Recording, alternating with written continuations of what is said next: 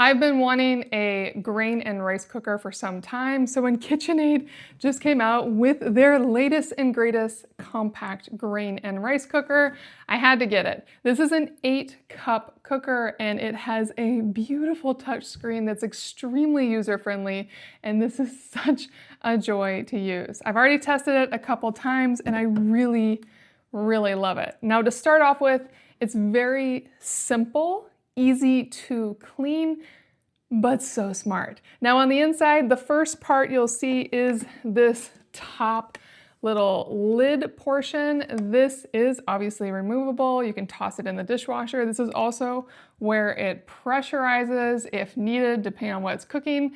And it just comes right out, and it has this silicone seal as well. And then you can just pop it right back into place. Super clean. And then it has a steaming tray. Yes, you can use this as your steamer.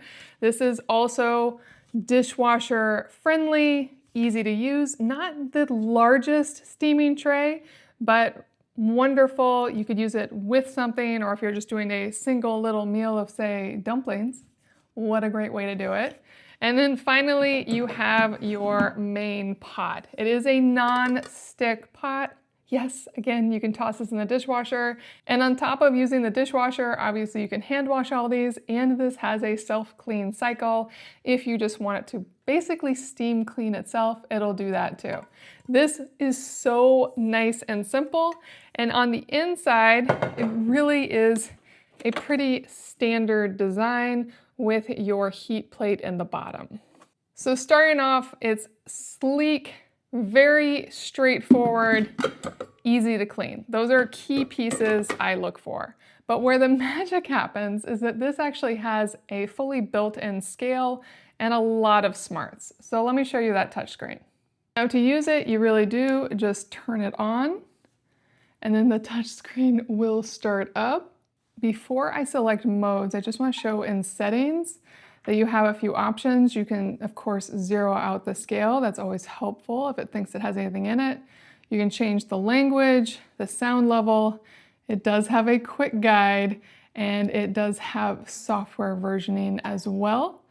And then for the modes, you have grains, rice, beans, and lentils. You can do custom cycles, soaking, steam, keep warm, and that clean cycle I was talking to. And for each of these, there's even more. When you go into a mode, it will then give you a variety of options of, say, grains or rices. And then when you choose one, it'll actually adapt for you. And this is so very cool. So let's say I pour in. So now I've added what it believes is 7.2 ounces of rice. Obviously, there's some trust here that I was adding rice. And you can always press info. The one key piece with this is it does take longer than stovetop, but so far everything I've cooked with this comes out perfectly. So just plan ahead and have this keep your rice or your beans, whatever you're cooking, warm, and it'll work wonderfully. And then I can press next. And then I can tell it if I dry prepped it or if I cleaned it with water first. This was dry prep. I didn't rinse it at all. And so now I can just hit next.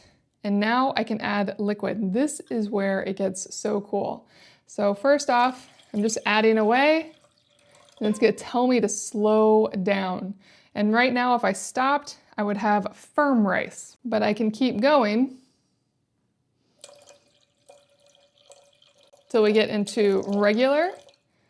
And I've been really liking kind of hitting right in the middle of regular, or you can go all the way to soft. But at some point, it's actually gonna tell you you've added too much water and you need to remove. So it's not gonna let you cook it with too much water.